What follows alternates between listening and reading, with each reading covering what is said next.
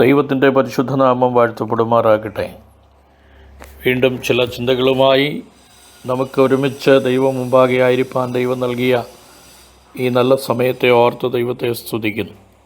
നിങ്ങളോട് സംസാരിക്കുന്നത് ക്രിസ്തുവിൽ നിങ്ങളുടെ എളിയ സഹോദരൻ ആൻഡ്രൂസ് വർഗീസ്. കഴിഞ്ഞ ചിന്തയിൽ യേശു ക്രിസ്തുവിൻ്റെ ഗിരിപ്രഭാഷണത്തിൻ്റെ ആമുഖമായി ചില കാര്യങ്ങൾ സംക്ഷിപ്തമായി ചിന്തിക്കുവാനായി നമുക്കിടയായി. ആമുഖ ചിന്തയുടെ തന്നെ തുടർ ഭാഗമായി ഇന്ന് നാം ഒരുമിച്ച് ചില വിഷയങ്ങളെ വീണ്ടും മനസ്സിലാക്കുവാൻ പോകുകയാണ്. ഗിരിപ്രഭാഷണത്തിൻ്റെ ചൈതന്യം വരും ദിനങ്ങളിൽ നാം മനസ്സിലാക്കും.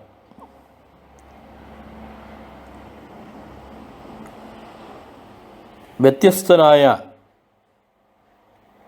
അധ്യാപകനും പ്രബോധകനുമാണ് യേശു എന്ന് ആ കാലം മുതൽ ജനത്തിന് മനസ്സിലാകുകയും ലോകം അംഗീകരിക്കുകയും ചെയ്തുവല്ലോ.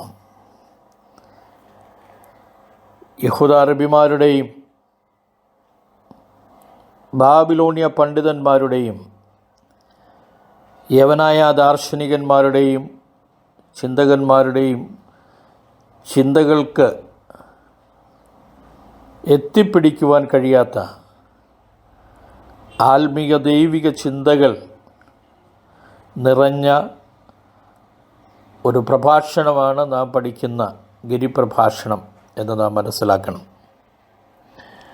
ഒരുപാട് ദാർശനികരും ചിന്തകരും ലോകത്തിൽ കാലാകാലങ്ങളിലായി വ്യത്യസ്ത സംസ്കാരങ്ങളിൽ നിന്ന് എഴുന്നേറ്റിട്ടുണ്ടെങ്കിലും അവർക്ക് ആർക്കും അഡ്രസ്സ് ചെയ്യുവാൻ കഴിയാതെ പോയ മനുഷ്യൻ്റെ ആത്മീക ആവശ്യങ്ങൾ വ്യക്തമായി അഡ്രസ്സ് ചെയ്തുകൊണ്ട് അതിനെ വ്യക്തമായി മനസ്സിലാക്കിക്കൊണ്ട് സംസാരിക്കുന്ന ആ ഗിരിപ്രഭാഷണ ചിന്തകളുടെ ഇതളിതളുകളായി നാം ചിന്തിക്കുമ്പോൾ അത് നമ്മുടെ ചിന്തയെ ഭരിക്കുവാൻ സന്തോഷിപ്പിക്കുവാൻ ഇടവരട്ടെ എന്ന് ആത്മാർത്ഥമായിട്ട് ആഗ്രഹിക്കുന്നു.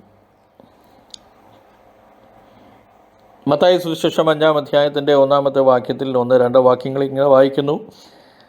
അവൻ പുരുഷാരത്തെ കണ്ടാറെ മലമേൽ കയറി അവൻ ഇരുന്ന ശേഷം ശിഷ്യന്മാർ അടുക്കൽ വന്നു. അവൻ തിരുവായി മൊഴിഞ്ഞ് അവരോട് ഉപദേശിച്ചതെന്തെന്നാൽ എന്ന് പറഞ്ഞാണ് മത്തായി സുവിശേഷം 5-ാം അധ്യായം തുടങ്ങുന്നു. കഴിഞ്ഞ ചിന്തയിൽ തന്നെ നാം 7-ാം അധ്യായത്തിൻ്റെ അവസാന വാക്യങ്ങൾ ഒന്ന് വായിച്ചിരുന്നു. 8-ാം അധ്യായത്തിൻ്റെ ആരംഭത്തിലെ ചില വേദഭാഗങ്ങൾ ഒന്ന് വായിക്കട്ടെ. അവൻ മലയിൽ നിന്ന് ഇറങ്ങിയ ഇറങ്ങിയപ്പോൾ വളരെ പുരുഷാരം അവനെ പിന്തുടർന്നു. അപ്പോൾ ഒരു കുഷ്ഠരോഗി വന്ന് അവനെ നമസ്കരിച്ച്, കർത്താവേ, നിനക്ക് മനസ്സുണ്ടെങ്കിൽ എന്നെ ശുദ്ധമാക്കാൻ കഴിയും എന്ന് പറഞ്ഞു. അവൻ കൈ നീട്ടി അവനെ തൊട്ടു. എനിക്ക് മനസ്സുണ്ട്, നീ ശുദ്ധമാകുക എന്ന് പറഞ്ഞു. ഉടനെ കുഷ്ഠം മാറി അവൻ ശുദ്ധനായി. യേശു അവനോട്, നോക്കൂ, ആരോടും പറയരുത്. Praise the Lord.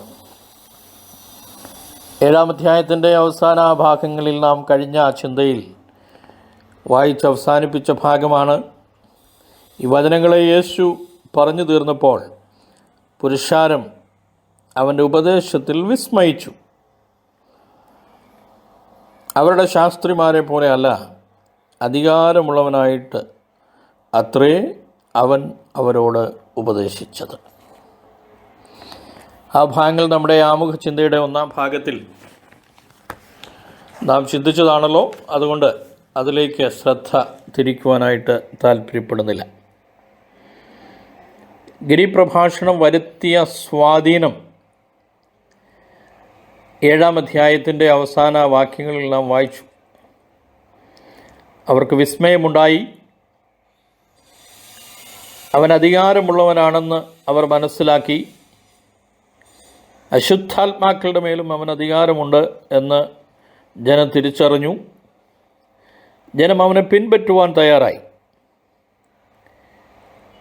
8-ാം വാക്യം 1-ാം വാക്യത്തിൽ വായിക്കുന്നതാണ്.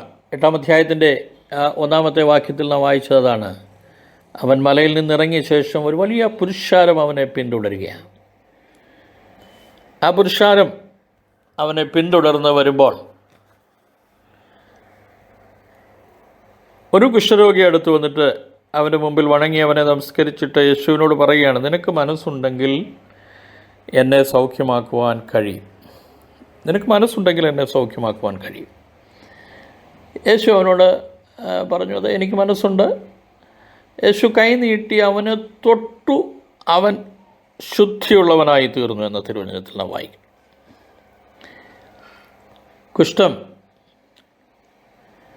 പാപത്തിന് സമാനമായി പഴയ നിയമത്തിൽ ചിത്രീകരിക്കപ്പെട്ടിട്ടുള്ള ഒരു രോഗമാണ്.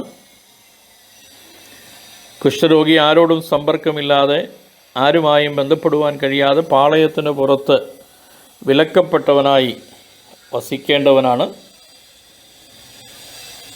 ചരിത്രത്തിൽ അന്ന് വരെ ഒരാളും ഒരു കുഷ്ഠരോഗിയെ തൊട്ട് ചരിത്രത്തിൽ രേഖപ്പെടുത്തിയിട്ടില്ല.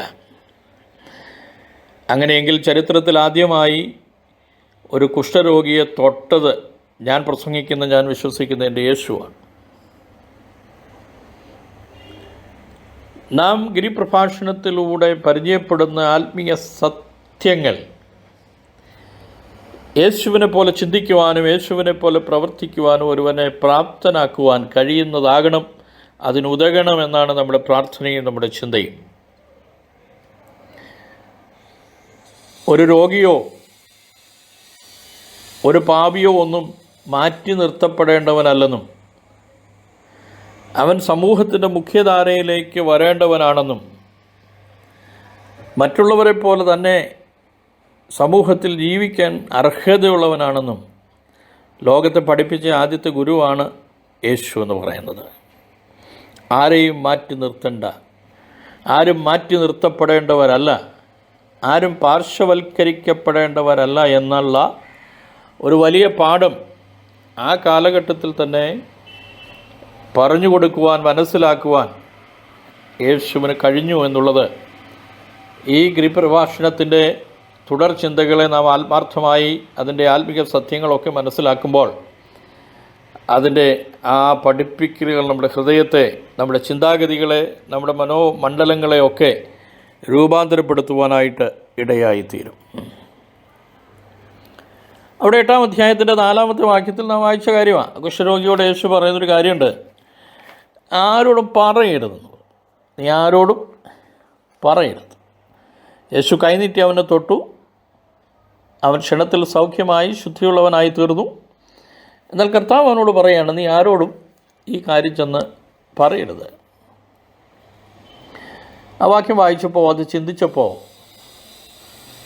ഇന്ന് നമ്മുടെ ആധുനിക ലോകത്ത് സുവിശേഷ വേല എന്നുള്ള പേരിൽ അറിയപ്പെടുന്ന സംഭവങ്ങളെക്കുറിച്ച് ചില ചിന്തകൾ എൻ്റെ മനസ്സിലൂടെ കടന്നു പോകാനിടയായി തീർന്നു. കുഷ്ഠരോഗം സൗഖ്യമാകുക എന്ന് പറയുന്നത് വലിയൊരു കാര്യമാണ്.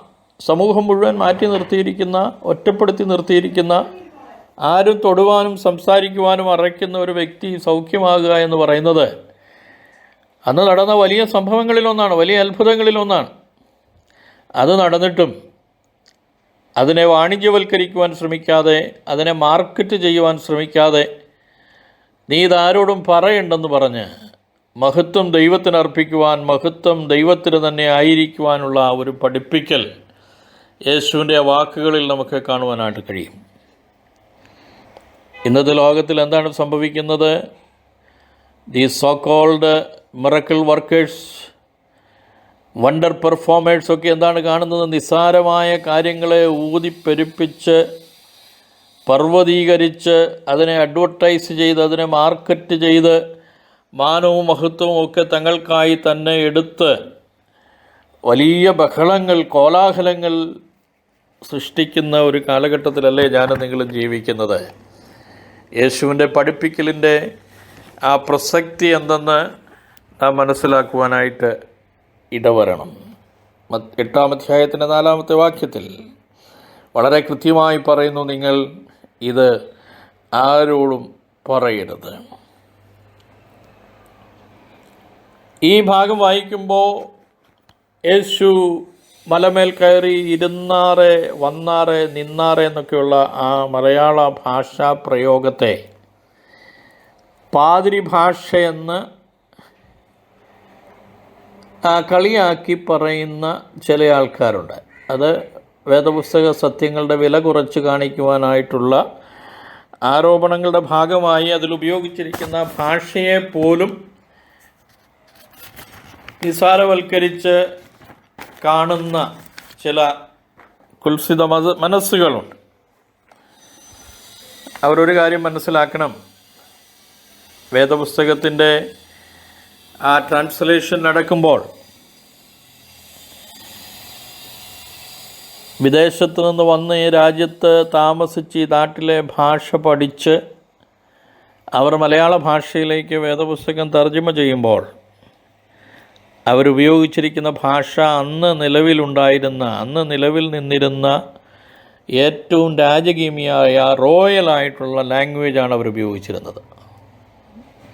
അതിലൊരു തെറ്റും കാണേണ്ട ആവശ്യമില്ല. അന്നത്തെ കാലത്ത് രാജശാസനയ്ക്കും തിട്ടൂരത്തിനുമൊക്കെയായി ഉപയോഗിച്ചുകൊണ്ടിരുന്ന പദപ്രയോഗങ്ങൾ തന്നെയാണ് വേദപുസ്തകത്തിൽ നമുക്ക് കാണുവാനായിട്ട് കഴിയുന്നത്. കേരളത്തിലെ കൊരട്ടി എന്ന് പറയുന്ന സ്ഥലത്ത് ഒരു ഗവൺമെൻറ് കുഷ്ഠരോഗ ആശുപത്രിയുണ്ട്. Koratty government leprosy hospital. അവിടെ അന്തേവാസിയായിരുന്ന A.T. ആത്മൻ എന്ന് പറയുന്ന ഒരു സഹോദരൻ ക്രിസ്തുവിലൂടെ തനിക്ക് ലഭിച്ച ആത്മിക മാനസിക സ്വാതന്ത്ര്യത്തെക്കുറിച്ചും താൻ അനുഭവിക്കുന്ന ആത്മിക സന്തോഷത്തെക്കുറിച്ചും തനിക്ക് ക്രിസ്തുവിലൂടെ ലഭ്യമായ നിത്യജീവൻ്റെ ഭദ്രതയെക്കുറിച്ചുമൊക്കെ താൻ സാക്ഷ്യം പറയുന്നത് കേൾക്കുവാനിട വന്നിട്ടുണ്ട്. A.T. ആത്മൻ കൊരട്ടി ഗവൺമെൻറ് കുഷ്ഠരോഗ ആശുപത്രിയിലെ അന്തേവാസിയായിരുന്നു. അപ്പോൾ കുഷ്ഠരോഗം സൗഖ്യമാക്കുവാൻ അന്ന് മാത്രമല്ല ഇന്നും യേശുവിന് കഴിയും. ഞങ്ങൾ വിശ്വസിക്കുകയും പ്രസംഗിക്കുകയും ചെയ്യുന്ന ഈ ഗിരിപ്രഭാഷണ ഇതളുകളെന്ന തുടർചിന്തയിലൂടെ നിങ്ങളുടെ മുമ്പിൽ പ്രസൻറ്റ് ചെയ്യുവാൻ ആഗ്രഹിക്കുന്ന യേശുവിന് ഒരു പ്രത്യേകതയുള്ളത്, അവൻ ഇന്നലെയും ഇന്നും എന്നേക്കും അനന്യനായ ദൈവമാണ്. He is the same yesterday, today and for ever. അവന് മാറ്റമില്ലാത്ത ഒരു ദൈവത്തെയാണ് നമ്മൾ പ്രസൻറ്റ് ചെയ്യുന്നത്. അവന് മാറ്റമില്ല എന്ന് നമ്മൾ പറയുമ്പോൾ നാം മനസ്സിലാക്കേണ്ട ഒരു കാര്യം, അവന് മാറ്റമില്ലാത്തത് കൊണ്ട് അവൻ അന്ന് ചെയ്തത് ഇന്നും അവന് ചെയ്യുവാൻ കഴിയും. അന്ന് എൻ്റെ യേശു എന്തെല്ലാം ചെയ്തുവോ അതെല്ലാം ചെയ്യുവാൻ ഇന്നും എൻ്റെ യേശുവിന് കഴിയും. ഈ കഴിഞ്ഞ ദിവസങ്ങളിലാണ് ലോക തൊഴിലാളി ദിനം ലോകം മുഴുവൻ ആചരിച്ചത്. 8 മണിക്കൂർ അധ്വാനം, 8 മണിക്കൂർ വിശ്രമം, 8 മണിക്കൂർ ഉറക്കം, അല്ലെങ്കിൽ 8 മണിക്കൂർ വിനോദം, അങ്ങനെ 3 8കളുടെ കൂമ്പാരമായി 24 മണിക്കൂറിനെ മാറ്റിയെടുക്കുന്നതാണ് ലോകം അംഗീകരിച്ച തൊഴിലാളി മുദ്രാവാക്യമെന്ന് പറയുന്നത്. 8 മണിക്കൂർ അധ്വാനിക്കണം, 8 മണിക്കൂർ ഉറങ്ങണം അല്ലെങ്കിൽ വിശ്രമിക്കണം, 8 മണിക്കൂർ വിനോദത്തിനായി ചിലവഴിക്കണം. എന്നാൽ ആ കാലഘട്ടങ്ങളൊക്കെ മാറി. കാറൽ ബാങ്ക്സ് ആ സിദ്ധാന്തം എഴുതുമ്പോൾ തന്നെ അദ്ദേഹം എഴുതുന്ന കാര്യം എന്താണെന്നറിയാമോ? ആക്ച്വലി ഒരു തൊഴിലാളിക്ക് കൊടുക്കുന്ന വേതനത്തിന് തുല്യമായ ജോലി അദ്ദേഹം ചെയ്യുവാനായി 4 മണിക്കൂർ മതി എന്ന് പറഞ്ഞാൽ 4 മണിക്കൂറത്തെ ജോലി കൊണ്ട് ലഭിക്കുന്ന വേതനത്തിന് തുല്യമായ ജോലി ഒരു തൊഴിലാളി ചെയ്യുന്നുണ്ട്. അപ്പോൾ അതിന് ശേഷം നടക്കുന്ന ജോലി എന്ന് പറയുന്നത് മുതലാളിത്തത്തിൻ്റെ ലാഭം വർദ്ധിപ്പിക്കുവാൻ വേണ്ടി ഒരു തൊഴിലാളിയെ കൊണ്ട് ചെയ്യിക്കുന്ന അഡീഷണൽ വർക്കാണ്. എന്നാൽ ലോകം അതിനെ അംഗീകരിച്ചു. എന്നാൽ ആ കാലഘട്ടത്തിന് മാറ്റം വരുന്ന ഒരു കാലത്തിലാണ് ഞാനും നിങ്ങളും ഇന്ന് ജീവിക്കുന്നത്. ഒരുപക്ഷെ നിങ്ങൾ ചിന്തിക്കും, യേശുവിൻ്റെ വാക്കുകളും ഇതും തമ്മിൽ എന്താ പ്രസക്തി? ഞാൻ പറയാൻ പോകുകയാണ്. ഇന്ന് ഈ 8 മണിക്കൂർ എന്നുള്ളത് മാറി 10-12 മണിക്കൂർ തൊഴിലാളികളെ കൊണ്ട് ജോലി ചെയ്യിക്കുന്ന ഒരു ന്യൂ വേൾഡ് ഓർഡറിലേക്ക് ലോകം മാറിക്കൊണ്ടിരിക്കുക. എന്നാൽ അന്ന് നൂറ്റാണ്ടുകൾക്ക് മുമ്പ് എൻ്റെ കർത്താവ് ഭൂമിയിലായിരുന്നപ്പോൾ പറഞ്ഞു, അധ്വാനിക്കുന്നവരും ഭാരം ചുമക്കുന്നവരുമായുള്ളവരെ. മത്തായി 11:28 യേശു വിളിച്ചു പറഞ്ഞു, അധ്വാനിക്കുന്നവരും ഭാരം ചുമക്കുന്നവരുമായുള്ളവരെ, നിങ്ങൾ എൻ്റെ അടുക്കൽ വരുവിൻ, ഞാൻ നിങ്ങളെ ആശ്വസിപ്പിക്കാം.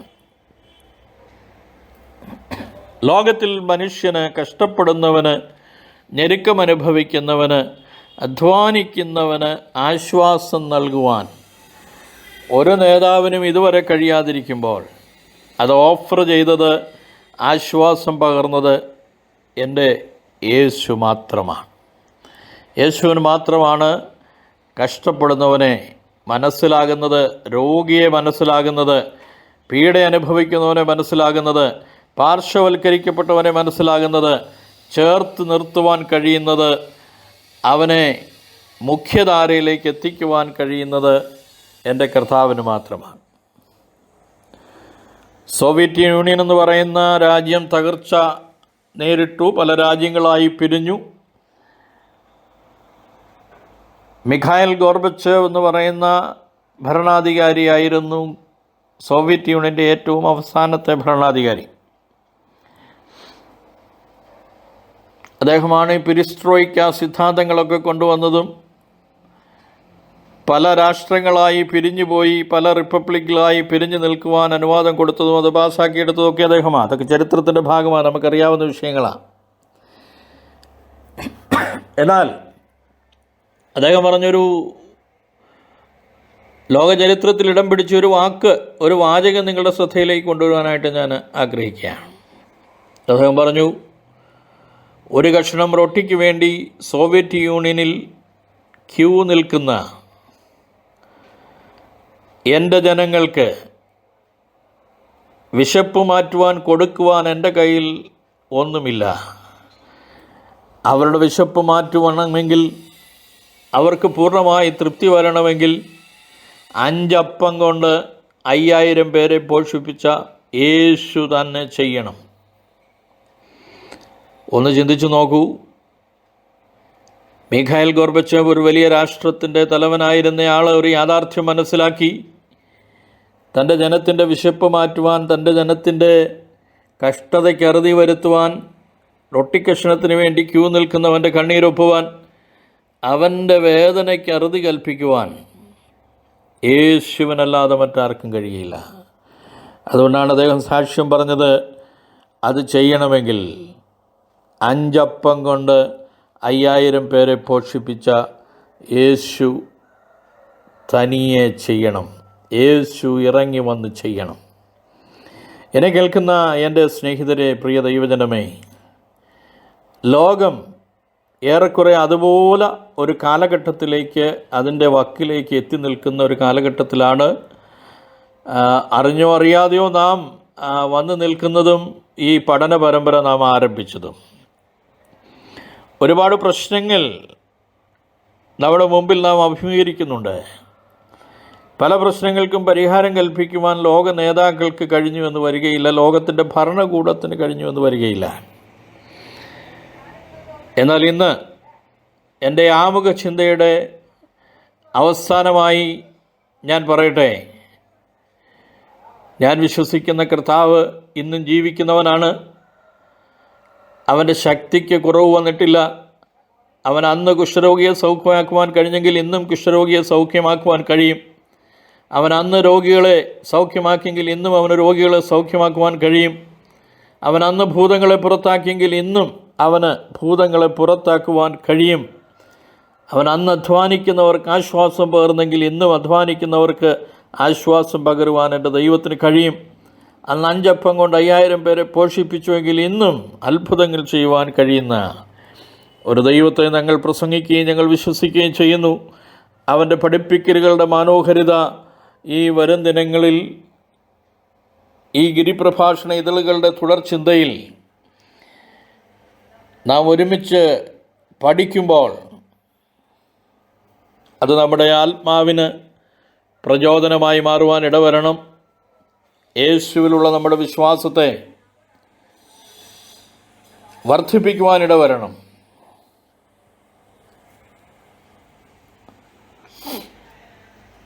ജീവിതത്തിൻ്റെ പ്രശ്നങ്ങൾക്ക്, ലോകത്തിൻ്റെ പ്രശ്നങ്ങൾക്ക് പരിഹാരം യേശുവാണെന്ന് വിളിച്ചു പറയുവാൻ കഴിയുന്ന ആ ആത്മനിയോഗം പ്രാപിച്ച സുവിശേഷകരെയും പ്രബോധകരെയും ടീച്ചേഴ്സിനെയും പാസ്റ്റേഴ്സിനെയും ഒക്കെയാണ് ഇന്ന് ലോകത്തിന് ആവശ്യം. പരിഹാരമാണ് ജനത്തിനിഷ്ടം. ഒരുപാട് പ്രശ്നങ്ങളെക്കുറിച്ച് ചർച്ച ചെയ്യുന്നവരെ ഞാൻ കണ്ടിട്ടുണ്ട്. അവർ പ്രശ്നങ്ങളെല്ലാം ഭംഗിയായിട്ട് പറയും, നന്നായിട്ട് അവതരിപ്പിക്കും. ഇതാണ് പ്രശ്നം, ഇതാണ് പ്രശ്നം, ഇതാണ് പ്രശ്നമെന്ന് അവർ പറയും. എന്നാൽ പലരും പറയാത്തൊരു കാര്യം, ഈ പ്രശ്നത്തിന് എന്താണ് പരിഹാരമെന്നാണ് പറയാത്തത്. നാം ഗിരിപ്രഭാഷണ ഇതളുകളിലൂടെ പ്രസൻറ്റ് ചെയ്യുന്ന കർത്താവിൻ്റെ അടുത്ത് കൊണ്ടുചെന്ന പ്രശ്നങ്ങൾക്കൊക്കെ പരിഹാരം കണ്ടിട്ടുണ്ട്. യേശുവിൻ്റെ അടുത്ത് വന്ന ഒരു പ്രശ്നത്തിനും പരിഹാരമില്ലാതെ പോയിട്ടില്ല.